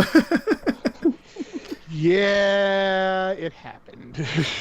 Just a little bit. I feel like that happens, they're just kids. What do they know? I know. I mean, Killed all the hags, though. just because a hag's holding one hostage doesn't mean you can attempt to kill the hag when it's got its claws to the kid's throat. It's like they totally won't mess up and have the hag just go shink. Well, we were hoping we could take her out before she could do anything to the kid. Shink. Yeah. But Tap. never truly dead in the land of Strahd. No, that's true. That is actually unfortunately true. You're never truly dead in Ravenloft. So, the kid's still kind of alive. just either undead or reincarnated into a new body. One or the other. Reincarnated into a new body. Well, they're trapped in the fog, of course. That's where Yeah. they go for 100 years in torment and hellish existence. Yeah. He's just a little foggy. He's still good. He's still good. Yeah, he's just a little corrupted by the horrible darkness of the fog itself. You know, he's still good. No worse than living there. Okay, maybe a little bit. Nah, whatever. All right, Danny, do you have any kind of interesting story from the tabletop? Let's see. It's not gonna be as long or intricate as your guys are. Oh, that's fine. It's just if it's something interesting. As I said, it could be like a game you played. It could be like a really cool deck you put together that doesn't exist anymore. That kind of thing too. The best magic counter ever. Well, I could just probably think of like a million ways of how I've killed myself in Commander. Well, Yeah. I'll just go with the first one, I guess. Then, my favorite commander is Rokthar the Unbound. If you guys ever know anything about more recent stuff for commander, Yes. he's a 6-mana 6/6 ogre warrior that has like reach and vigilance and attacks each turn if able. But whenever a player casts a non-creature spell, they take 6 damage. Now in commander, we start with 40 life. But, you know, I was still fairly new when I started Commander. I was only, like, maybe a year into playing Magic. So I did put more non-creature spells in that thing. Is this a non-creature spell? I don't know what it does. Blah, blah, blah. So me and my friends were playing. I think I was at 18 life. So 3 non-creature spells to kill myself. I play an artifact, so I take 6. Because I'm just thinking in my head, I'm going, I'm just going to kill them this turn when I do this cool play I'm doing. Then I play. What's it? I'm sorry. The artifact with a Chrome's Memorial gives my guys like a million keyword abilities and protection from 2 colors. Mm-hmm. Then I play. Forget the second card. But the third card was a split card from the newer set. Was called Armed and Dangerous. It was target creature gets +1/+1 and double strike, and all creatures have to block a target creature. So I was like, okay, I'm going to target my commander to kill you, and everything has to block that thing. And he was like, dude, you're dead. I'm like, what? I'm dead? Oh, crap. I'm dead. Oh, jeez. So that's how I learned how to play around my commander. Oh. Life lessons. Yeah, Yes, I mean, those are the stories of Magic I enjoy a lot. It's like you try to do something and then you're like, oh, whoops. It's educational lessons on, oh yeah, I shouldn't have done that. Yeah. I also like that sometimes it's sort of like, for me a lot of times, it's sort of like all of a sudden I'm playing a game of Magic and I'm like, oh hey, I had this combo in my deck I didn't even know about. When the heck did this exist? Yeah, like I have found like infinite combos in my decks. I'm like, oh, I could do this, but it takes like 7 different cards to do. Cool. Yeah, it's like it's something you just like sort of fall into, and you're like, oh. Yeah, one of them was like 5 cards. I'm like, okay, I'm going through the motions. I go, I'm 20 minutes late. I'm going, I think I go infinite, but I'm so bored. I'm just scooping. Yeah, I think we have a friend who had a deck that he specifically built it to get infinite combo with Time Warp. It's his Time Warp deck. And he's like, I get it was a green-blue, and he combined Reap, which is you get cards back from your graveyard for opponents having black cards. What was it? The one that you can, from Invasion, where you can change any number of creatures' colors, which you would choose black then. I don't remember that offhand. Yeah, I can't. And then you'd combine that with, of course, Time Warp. And he'd be just like, does anyone have a counter? If not, I win. Yeah. As soon as you got the 4 cards, because 2 Reaps, and then the other 2. Or if someone's playing black, it only needed 3 cards. Yep. Yeah, but the one I found out needs 2 planeswalkers, 2 specific artifacts, and I need to be able to cycle through at least 6 mana through each cycle. Ah. Okay. Yeah. I think my most epic death, though, in Magic, I was playing a small tournament at my friend's house, and the rules for the one game was for every point of damage you do, you gain a point towards winning. I was playing a Pestilence deck. Oh, Pestilence, wonderful. I killed everyone, including myself. Hey, that's what Pestilence does. It's just like, I don't even care about trying to gain any life. I'm just going to do damage to everyone. Goodbye. I've done that. Have you guys remember the card Heartless Hidetsu? Yeah, the one that does that. If you're exactly like at like the 10, it does you 10. No. That's the one that halves your life. Half your life. Yeah. Everyone takes damage equals half their life, rounded up. Well, I decided to have that in, and I flashed in an enchantment that is a damage doubler, so I killed everyone automatically, including myself. I had with him, the Heartless Hidetsu, which I've only gotten the combo off once. I've got the spell that if you're exactly at 10 life, you take 10 damage. And so I have that combo in one of my decks. Hidegetsu's second life. If you're at exactly 10 life, it does you 10 damage. And I actually have gotten off on someone, so I've been like, Hidegetsu does you 10. It only works 1% of the time, but it works every time. Yes. It's 1% of the time. It's that one time I can use it, and it works. It feels so good. So good. Never gonna happen again, but it works so good. That one time. It's a lot of times with that you get those sort of like weird combos. You're like, it's only gonna happen once in this deck, but when it does, it's gonna be awesome. Gonna be epic. That's my entire deck building like mentality. Oh yeah, that's a great way to build decks. It's like, this one time we'll do this and it'll be told forever, and I'll never let them live it down. It's never gonna happen again, but I don't care. Once it's gonna be awesome. All right, why don't we move on to our last segment? I don't know if chat had anything to. Okay. So it looks like Patrick, you had a question for Gaming Sage Advice, which is our last thing. Which you placed in chat because I was also asking chat too. What's your favorite place in a D&D setting? So I'm assuming you mean like a place within the setting that I like to use, kind of, or.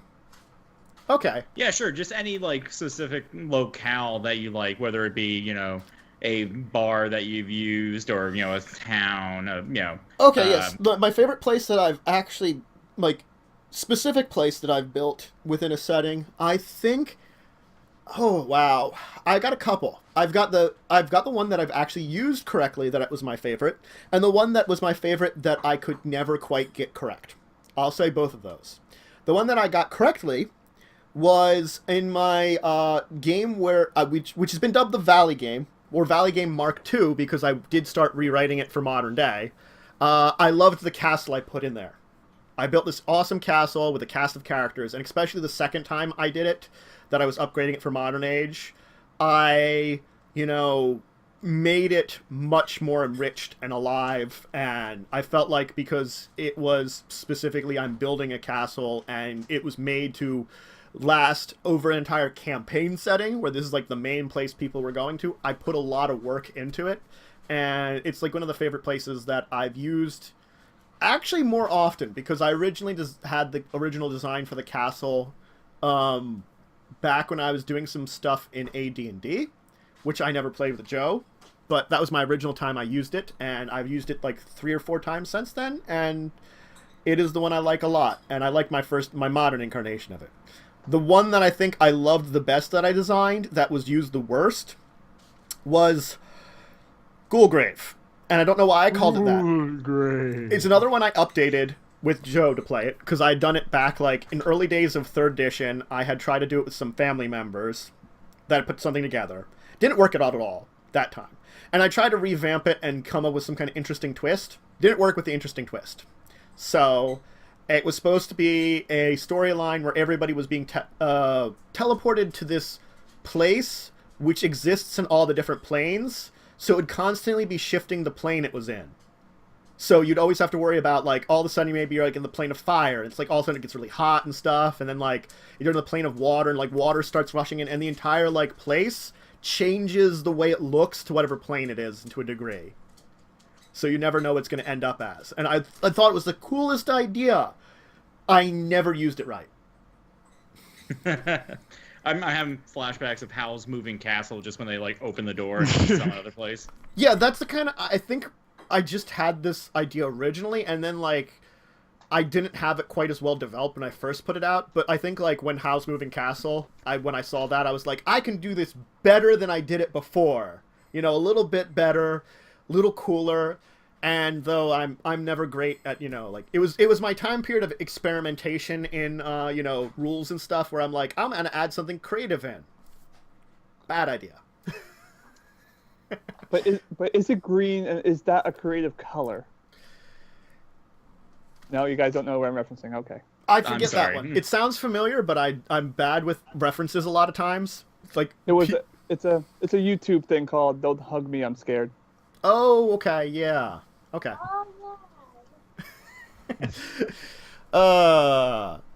Do any of you have a place that you know you've used for a setting that you know you felt you really loved?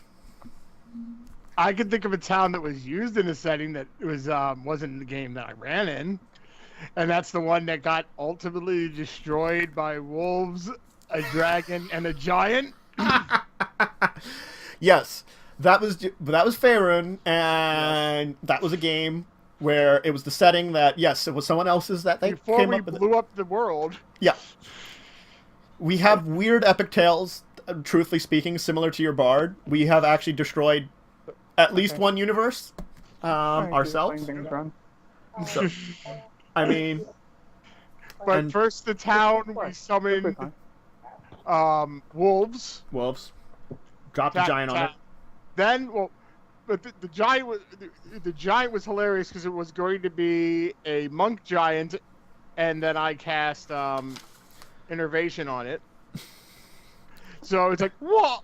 Huh? And then we bull rushed it off a mountain onto the town. And then we're joking, like, there's one guy left. Well, no, then it was the shark I summoned, because I summoned... Oh, that's right. Because they specifically hadn't said in 3.0, I couldn't summon that shark in the air. Right, so I dropped a dire shark smiting on the way down on a dragon, and it batted it out of the way onto the town. Because and then stupid. There was like one guy left.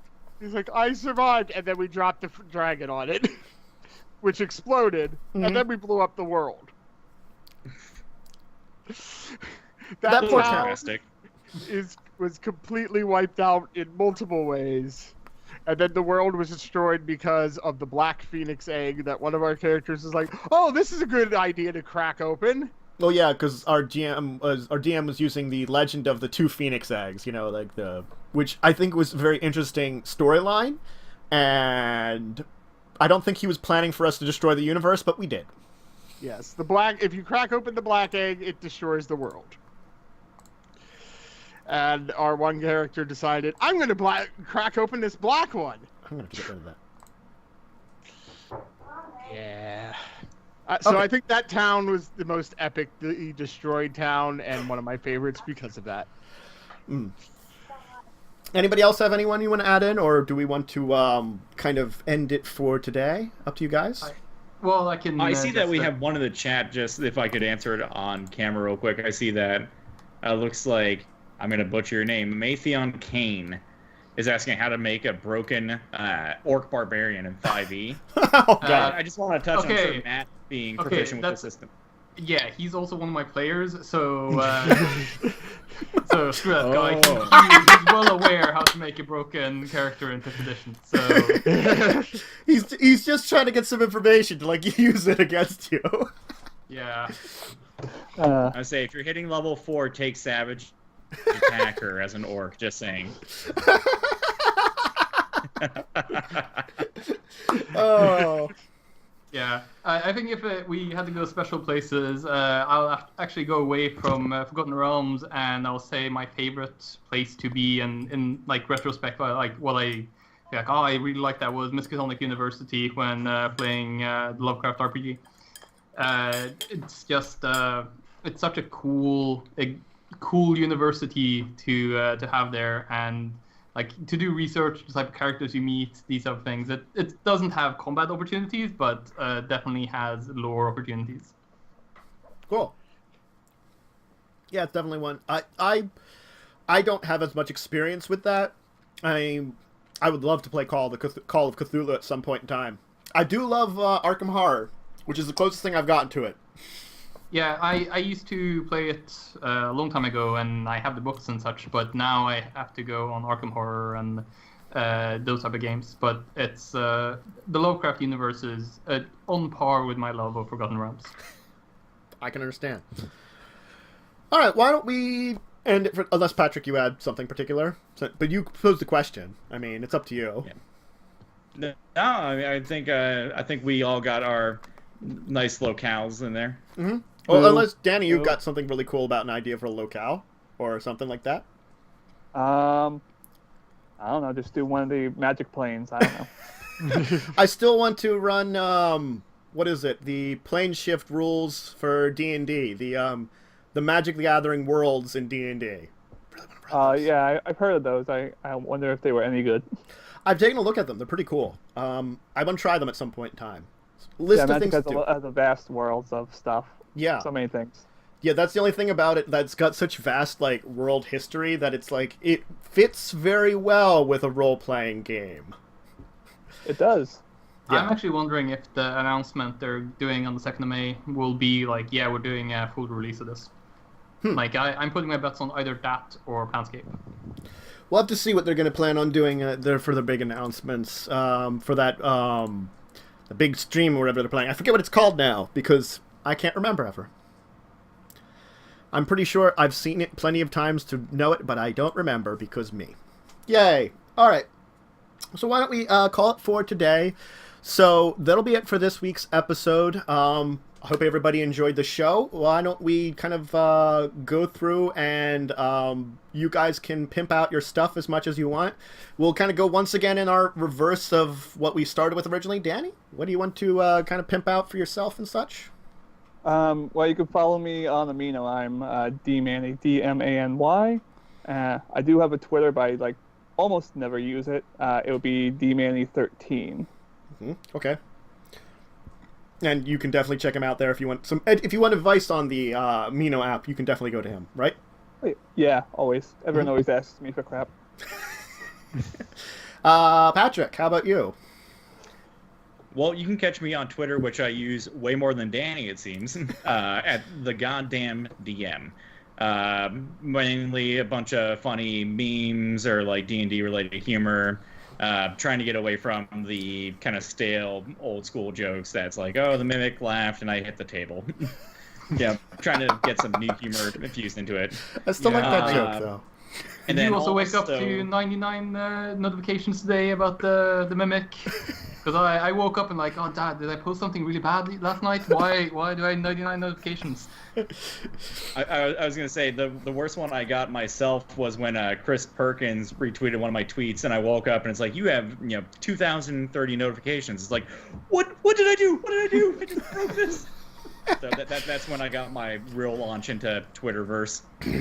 Also check out the Bytes and Brews channel on YouTube. That's BYTES and Brews. And catch Almost Heroic. We've got our first episode out. We're going to go back into the recording studio / pool hall tomorrow and get some more recorded. But episode 2 is coming shortly, and I hope that people kind of watch us grow into a decent channel, because right now we are fun, but we are not professionals. Okay, and Matt, how about you?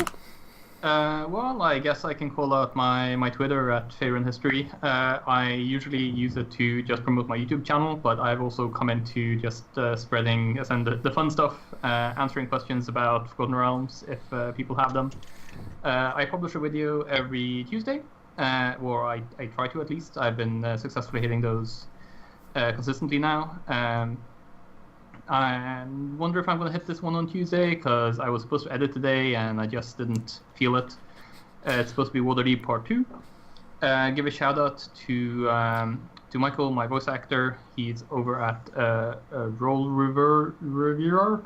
Yeah, it's a place where he does a review of a bunch of Forgotten Realms books, and I think he deserves more subscribers, because even though he He's a great voice actor for me. He doesn't have the same type of subscribers as I do, which I feel is a shame. Yeah.